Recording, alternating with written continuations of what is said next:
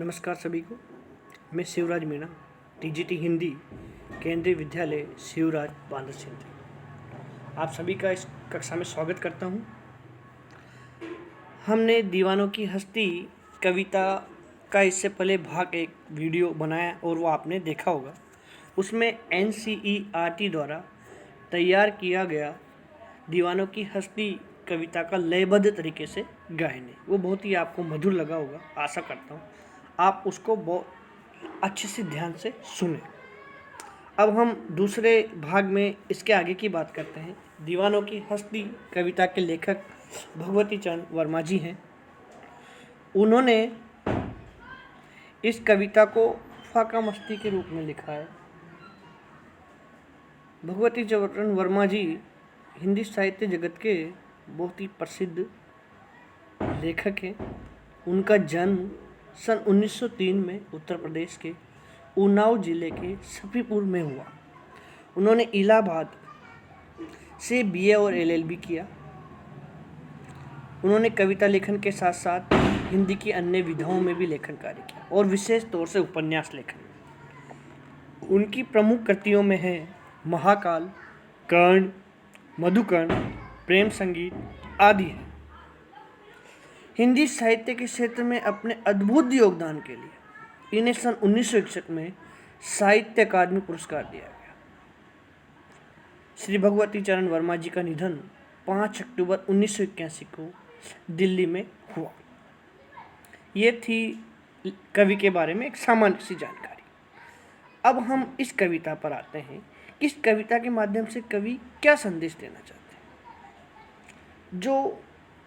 ये कविता जो कवि भगवती चरण वर्मा जी ने लिखी है, इसमें वो ऐसे दीवानों की बात कर रहे हैं जो मस्त मौलाए और बेफिक्र व्यक्ति है। कवि स्वयं अपने बारे में इसमें कह रहे हैं कि वो दीवाने और बेफिक्र हैं और वो हमेशा खुशियां ही फैलाने का कार्य करते हैं और वो चाहते हैं कि चारों तरफ खुशियां ही खुशियां रहें और वो निरंतर आगे बढ़ते रहते हैं। वो एक जगह पर ज़्यादा नहीं टिकते हैं। संसार से अपनी मीठी मीठी बातें, मीठी प्यारी यादें और एहसास उनको देते हैं और सफ़र पर निकल जाते हैं। वो किसी सांसारिक बंधनों में नहीं रहते हैं और सुख दुख को एक समान समझते हैं और हमेशा खुश रहने की कोशिश करते हैं। तो आइए हम प्रत्येक पंक्तियों के माध्यम से इसका भावार्थ समझिए। इसका सारांश था जो मैंने आपको अभी बताया। शुरू की 4 पंक्तियां देखते हैं। हम दीवानों की क्या हस्ती है, आज यहाँ कल वहाँ चले, मस्ती का आलम साथ चला, हम धूल उड़ाते जहाँ चले। इन पंक्तियों के माध्यम से कवि कहते हैं कि दीवानों की कोई हस्ती नहीं होती। हस्ती का मतलब होता है व्यक्तित्व एक तरीके का। उनमें किसी प्रकार का कोई घमंड नहीं होता है कि उनके पास बहुत कुछ है और उन्हें किसी चीज़ की कमी या मलाल भी नहीं होता कि उनके पास कुछ नहीं है। बस वो हमेशा मस्त रहते हैं और जहाँ भी जाते हैं मस्ती करते हैं और स्वच्छंद रूप से अपना प्रेम और खुशियाँ सबको बांटते हैं और जो जितने भी गम या दुख उनके ज़िंदगी में आते हैं उन सबको वो धूल की तरह समझते और उनको उड़ाते हुए चले जाते हैं। आगे की पंक्तियाँ देखते हैं। आए बनकर उल्लास अभी, आंसू बनकर बह चले अभी, सब कहते ही रह गए, अरे तुम कैसे आए कहाँ चले। इन पंक्तियों में देखिए कवि कहना चाहता है कि वो जहाँ भी जाते हैं खुशियाँ ला देते हैं। अपना जो मस्त मौला स्वभाव है उससे सारे दुनिया में सभी लोगों में खुशियाँ बांटते हैं और ये खुशियाँ पाकर सब लोग प्रसन्न हो जाते हैं। और अगली पंक्ति में वो कह रहे हैं कि जब वो वहाँ से आगे बढ़ते हैं, आगे जाते हैं, तो लोग उनके खुशियाँ को, उनके दिए हुए प्यार को देखकर दुखी हो जाते हैं कि ये तो अभी आए थे और अभी वापस चल दिए हैं। ये कैसे हैं कि अभी आए और अभी चल दिए। इन पंक्तियों के माध्यम से कवि कहता है। आगे देखिए, किस ओर चले ये मत पूछो, चलना है बस इसलिए चले, जग से उसका कुछ लिए चले, जग को अपना कुछ दिए चले।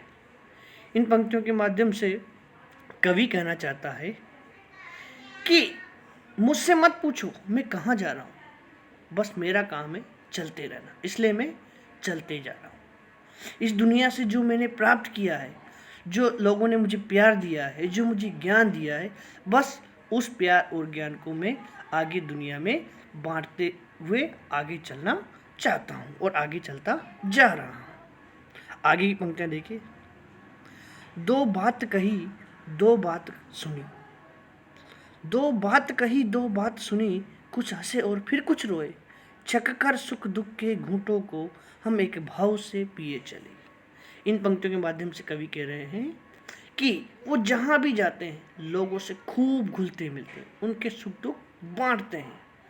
जो कवि हैं वो कहना चाहते हैं कि उनके लिए सुख और दुख दोनों एक समान है। लिखा है छक्कर सुख दुख के घूंटों को, उन्होंने सुख भी छका दुख भी चखा, यानी दोनों का उन्होंने आनंद लिया और दोनों उनके लिए एक समान है। वो दोनों को अपने एक ढंग से अपने हृदय में ग्रहण करते हैं। आगे देखिए, आगे की पंक्तियों में, हम भिकमंगों की दुनिया में, हम भिकमंगों की दुनिया में स्वच्छंद लुटाकर प्यार चले, हम एक निशानी सी उर पर ले असफलता का भार चले। देखिए, आप ध्यान दीजिए, कवि ने दुनिया को भिक मंगा, हम भिकमंगों की दुनिया। देखो, इस पंक्तियों के माध्यम से कवि कहना चाहता है कि उन्होंने दुनिया को बहुत कुछ दिया, जो कुछ उन था, सारा प्यार, सारी खुशियाँ उनको दी। लेकिन दुनिया में कुछ ऐसे भी लोग हैं जो बहुत स्वार्थी प्रवृत्ति के हैं, सिर्फ लेना जानते हैं, सिर्फ मांगना जानते हैं। इसलिए कवि ने यहाँ पर उन लोगों के लिए भिकमंगे शब्द का प्रयोग किया है। लेकिन कवि फिर भी स्वच्छंद प्यार लुटाता है, सबको एक समान समझता है और सबको स्वच्छंद प्यार लुटाता है। आगे देख, हम एक निशान सी उर पर ले असफलता का भार चले। देखिए, बहुत गहन पंक्तियां हैं। कवि कहना चाहता है कि उन्होंने खूब प्यार दिया, खूब खुशियां बांटी, लेकिन जितनी खुशियां उन्होंने बांटी बदले में उनको नहीं मिली। इसलिए उर मतलब होता है हृदय, इसलिए उनके हृदय में एक तरह का मलाल रह गया कि वो अपने उद्देश्य में असफल रहे। लोगों में जो खुशियाँ थी या जो प्यार था वो बांटने में असफल रह गए और वो कम, उनके हिसाब से उन्होंने कम दिया। आगे की पंक्तियाँ देखिए, अब अपना और पराया क्या आबाद रहे रुकने वाले, अब अपना और पराया क्या आबाद रहे रुकने वाले, हम स्वयं बंधे थे और स्वयं हम अपने बंधन तोड़ चले। इन पंक्तियों के माध्यम से कवि कह रहे हैं कि अब उनके लिए दुनिया में कोई भी अपना या पराया नहीं है, यानी सब उनके लिए एक समान है। जो लोग एक मंजिल पाकर वहीं ठहर जाते हैं वो उनके लिए आशीर्वाद देते हैं कि आप यहाँ रुके हैं तो आबाद रहिए, खुश रहिए। हम इन बंधनों से मुक्त हैं, हम ये सांसारिक जो बंधन है, माया है, इसमें नहीं बनना चाहते हैं, हम इनको तोड़ देते हैं और आगे हम बढ़ते जाएंगे। कवि इन पंक्तियों के माध्यम से ये सब कहना चाहता है। तो हमने इस कविता का भावार्थ समझा जो कवि भगवती चरण वर्मा जी द्वारा रचित है। अब इसके कविता से कुछ प्रश्न हैं वो भी हम समझ लेते हैं।